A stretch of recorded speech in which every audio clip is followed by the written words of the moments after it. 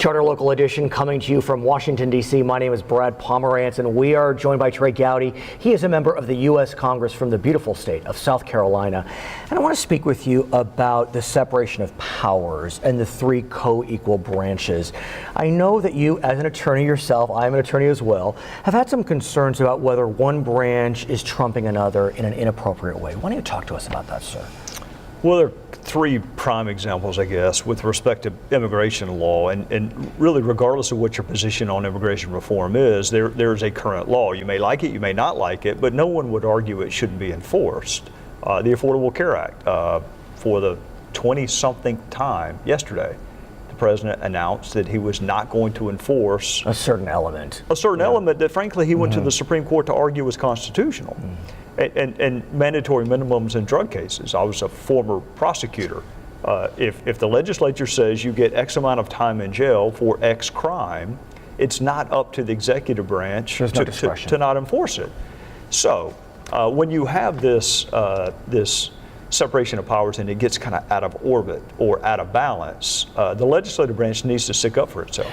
But it's a challenge, because under our system of justice, one branch suing another branch can be a little dicey. But you were a key sponsor of what we call H.R. 4138. Here's the bill. Tell us about it. It's called the Enforce Act, and individual members of Congress do not have standing. If you don't like the way a vote turned out, you can't run to court. But the institution as a whole, and we call that institutional standing. Okay. If the House passes a bill and the executive branch won't enforce it, do we as a body, under a theory of vote nullification, have standing to go to the judicial branch and say, make them do it? Counselor, do we? Yes. But the key, though, is you wanted to make sure that you had legislation saying that we do. Because is the argument that, yes, we do, but we want to put it in writing? Without boring your viewers, no, I'm interested, though. Even more than I have already done. There are two cases. One was a group of congressmen, and the Supreme Court said you don't have standing.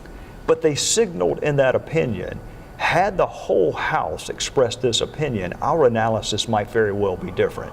So as you know, reading cases, they don't put meaningless sentences in there. And I viewed that as a cue to us.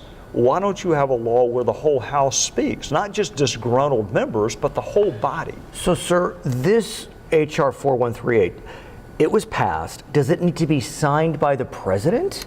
Yes, it needs to pass the Senate. Presumably. Because this also gives the Senate, if the Senate believes it's being aggrieved by an executive branch, and you know, we have a tendency to look at today. We have a Democrat president, Democrat Senate, Republican House. It's not always going to be that way.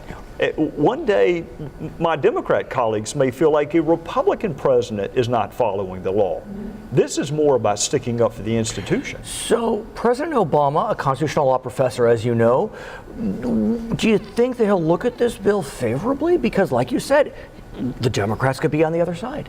Well, he was a senator before he was a president. And if you go back and read Senator Obama's quotes, they are eerily reminiscent and similar to what we say. Now, whether or not his position's changed because he thinks he's been elevated in office, only he knows that. But Senator Obama would support this bill. But I have to think, I mean, look, you obviously, former district attorney, I mean, I can tell, you know your law. The president presumably knows his law. Have you talked to him about it? I mean, do you call him up? How does that work? It usually doesn't work that way. Right. No, when he wants us, he'll send for us. I'm trying to convince my Democrat colleagues that this is not a partisan issue. It's about whether the House means anything. Okay. And I hope that if I can start with convincing them, then maybe they can convince him. His name is Trey Gowdy. He is a member of the U.S. Congress from South Carolina. I'm Brad Pomerance, and this is Charter Local Edition.